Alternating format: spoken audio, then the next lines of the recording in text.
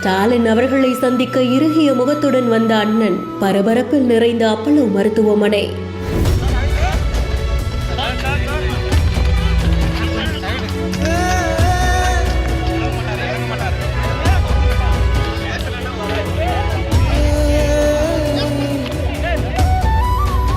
நடைபயிற்சி அப்போ லேசான தலை சுற்றல் காரணமா கிரீன் சாலையில் இருக்கக்கூடிய அப்பல்லோ மருத்துவமனையில முதலமைச்சர் மு.க. ஸ்டாலின் அவர்கள் அனுமதிக்கப்பட்டாங்க. இந்த நிலையில அவருடைய மூத்த சகோதரரும் முன்னாள் அமைச்சருமான மு.க. அழகிரி அவர்கள் நேரிலேயே சந்திச்சு நலம் விசாரிக்கக்கூடிய காட்சிகள் தான் வெளியாகி இருக்கு. மு.க. அழகிரி அவர்களோட மு.க. தமிழரசு அவர்களும் உடன் இருந்திருக்காங்க. முதலமைச்சர் மு.க. ஸ்டாலின் அவர்கள் 3 நாளுக்கு ஓய்வெடுக்கணும் அப்படின்ற மாதிரியா அறிவுறுத்தப்பட்டிருந்தது.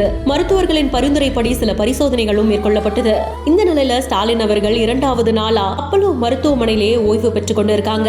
குடும்பத்தினர், கட்சியினர்னு பலருமே மருத்துவமனைக்கு நலன் விசாரிக்கிறதுக்காக வந்து சென்று கொண்டும் இருக்காங்க.